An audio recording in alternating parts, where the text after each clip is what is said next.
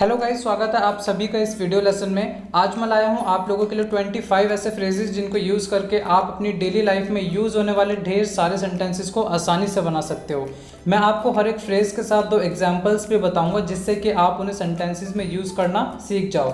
अगर आप सच में अपनी इंग्लिश को इम्प्रूव करना चाहते हो तो मेरे साथ बने रहिए और वीडियो को एंड तक ज़रूर देखिए। चलिए देखते हैं आज का पहला फ्रेज, अ लॉन्ग टाइम अगो।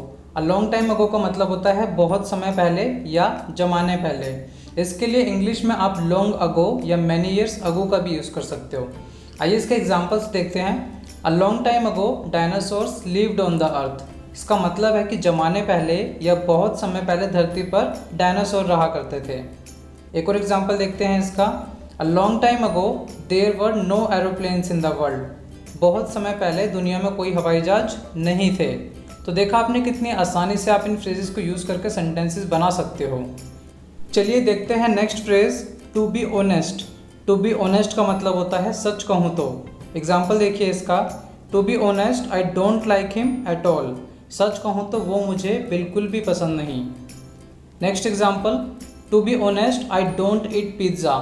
सच कहूँ तो मैं पिज़्ज़ा नहीं खाता। हमारा अगला फ्रेज है a lot of. A lot of का मतलब होता है बहुत सारा या बहुत सारे। एग्जाम्पल देखिए इसका। He has a lot of money. उसके पास बहुत सारा पैसा है। एक और एग्जाम्पल देखते हैं इसका। Today I have a lot of work. आज मेरे पास बहुत सारा काम है या आज मेरे पास करने को ढेर सारा काम है। अगला फ्रेज देखते हैं, अकॉर्डिंग टू। अकॉर्डिंग टू का मतलब होता है के अनुसार या के हिसाब से। एग्जाम्पल देखिए इसका। According to me you shouldn't go there. मेरे हिसाब से तुम्हें वहाँ नहीं जाना चाहिए। Next example, according to the scientist the temperature of the earth is increasing. वैज्ञानिकों के अनुसार पृथ्वी का तापमान बढ़ रहा है। देखते हैं next phrase, after all. After all का मतलब होता है आखिरकार। हम कई बार बोलते हैं ना कि आखिरकार मैं समय पर पहुंच ही गया या आखिरकार उसे मेरी बात समझ आ गई। तो इस आखिरकार के लिए आप यूज़ करोगे आफ्टर ऑल। एग्जाम्पल देखिए इसका। The tortoise won the race after all. आखिरकार कछुआ रेस जीत गया।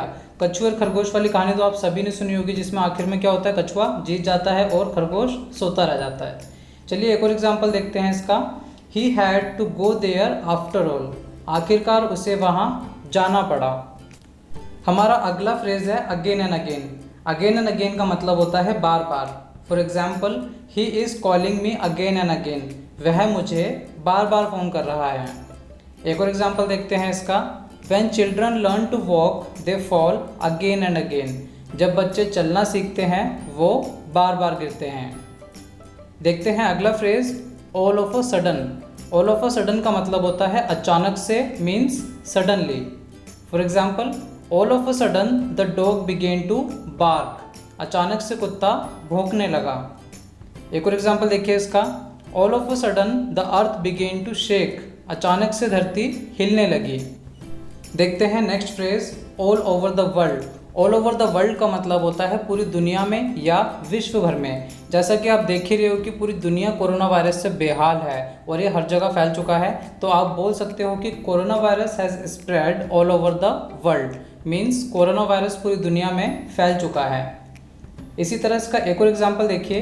English is spoken all over the world. अंग्रेजी पूरे विश्व में बोली जाती है। देखते हैं अगला फ्रेज, ऑल द टाइम।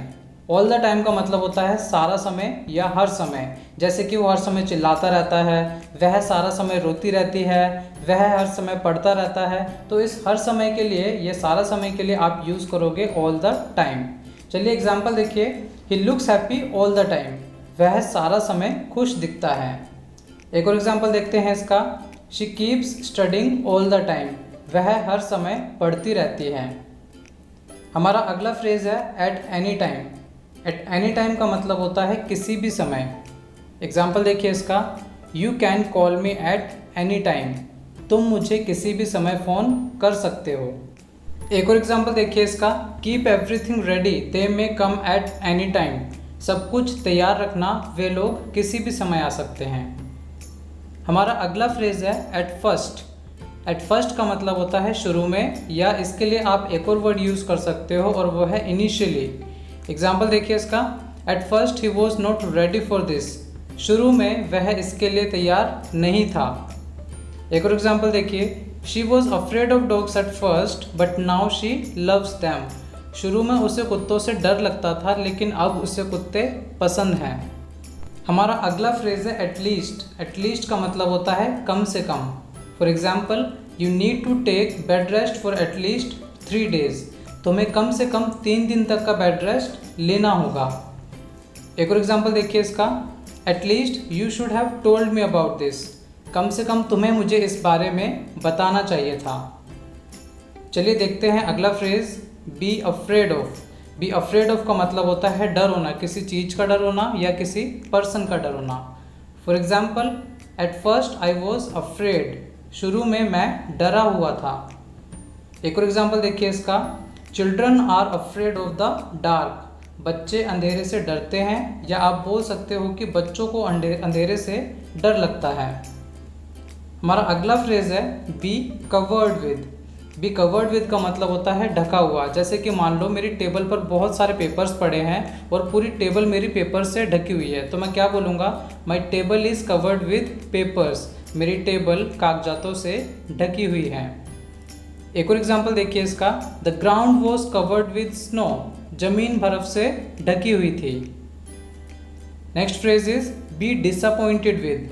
इसका मतलब होता है से निराश होना, किसी चीज़ से या किसी पर्सन से निराश होना। For example, I am very disappointed with your performance. मैं तुम्हारी परफॉर्मेंस से बहुत निराश हूँ। एक और एग्जाम्पल देखिए इसका, my father was disappointed with my exam result. मेरे पिता मेरे एग्ज़ाम के रिजल्ट से बहुत निराश थे। हमारा अगला फ्रेज है ट्राई ऑन। ट्राई ऑन का मतलब होता है पहन कर देखना। कई बार जब हम कपड़े वगैरह या शूज़ वगैरह पहन कर देखते हैं ना, तो उसके लिए हम यूज़ करेंगे ट्राई ऑन का। आइए इसका एग्जांपल देखिए, can I try this shoes on. क्या मैं ये जूते पहन कर देख सकता हूँ। एक और एग्जांपल देखिए इसका, he is trying on a new jacket. वह एक नई जैकेट पहनकर देख रहा है। Next phrase is turn off. Turn off का मतलब होता है बंद कर देना, जैसे टीवी बंद कर देना, रेडियो बंद कर देना, एक गैस स्टोव वगैरह बंद कर देने के लिए हम यूज़ करेंगे टर्न ऑफ का। For example, please turn off the TV. कृपया टीवी बंद कर दो। एक और एग्जाम्पल देखिए इसका, I forgot to turn the stove off. मैं स्टोव को बंद करना भूल गया।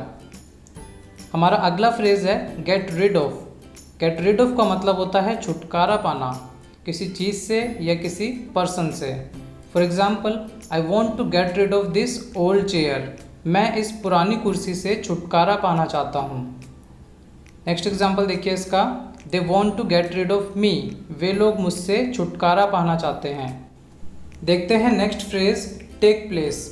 टेक प्लेस का मतलब होता है होना या किसी घटना का घटना। एग्जाम्पल देखिए इसका, the accident took place around 6 PM। दुर्घटना शाम के लगभग 6 बजे हुई। एक और एग्जाम्पल देखिए इसका, the next conference meeting will take place tomorrow. अगली कॉन्फ्रेंस मीटिंग कल होगी। हमारा अगला फ्रेज है टेक पार्ट इन। इसका मतलब होता है किसी में भाग लेना या किसी चीज़ में हिस्सा लेना। एग्जाम्पल देखिए इसका, she also wanted to take part in the meeting. वह भी मीटिंग में हिस्सा लेना चाहती थी, या आप बोल सकते हो कि वो भी मीटिंग में शामिल होना चाहती थी। एक और एग्जाम्पल देखते हैं इसका, it is an honour to take part in Olympics. Olympics में भाग लेना एक सम्मान की बात है। देखते हैं अगला फ्रेज अपना, take care of. Take care of का मतलब होता है ध्यान रखना या ख्याल रखना किसी चीज़ का। For example, you should take care of your father. तुम्हें अपने पापा का ख्याल रखना चाहिए। एक और एग्जाम्पल देखते हैं इसका, don't worry I will take care of everything. चिंता मत करो, मैं सब चीज़ों का ख्याल रख लूँगा। हमारा अगला फ्रेज है take advantage of. Take advantage of का मतलब होता है फ़ायदा उठाना। For example, he took advantage of low price and bought a new car. उसने कम कीमत का फ़ायदा उठाया और एक नई कार खरीद ली। अगला एग्जाम्पल देखिए इसका, you shouldn't take advantage of his honesty. तुम्हें उसकी ईमानदारी का फ़ायदा नहीं उठाना चाहिए। हमारा अगला फ्रेज है सच एज। सच एज का मतलब होता है जैसे कि। For example, we visited many cities in India such as Mumbai, Chennai and Delhi. हमने भारत में कई शहर घूमे जैसे कि मुंबई, चेन्नई और दिल्ली। तो यहाँ पे जैसे कि के लिए ये एग्जाम्पल बताने के लिए हम यूज़ करते हैं सच एज का।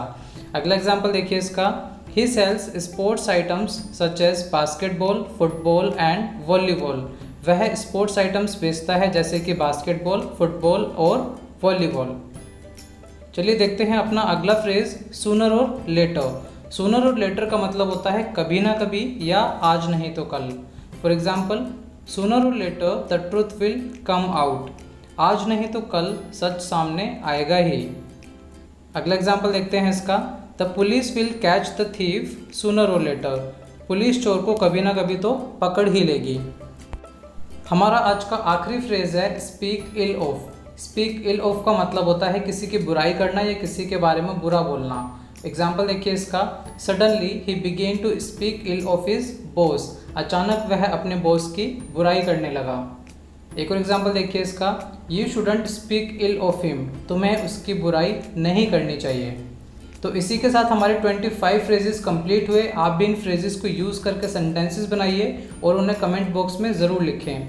वीडियो पसंद आई तो वीडियो को लाइक और शेयर करना ना भूलें, और अगर आप मेरे चैनल पर नए हो तो चैनल को सब्सक्राइब करिए और बेल आइकन को प्रेस ज़रूर करें, जिससे कि सभी न्यू वीडियोज़ की नोटिफिकेशन आपको टाइम पर मिल जाए। मिलते हैं अगली वीडियो में एक नए लेसन के साथ।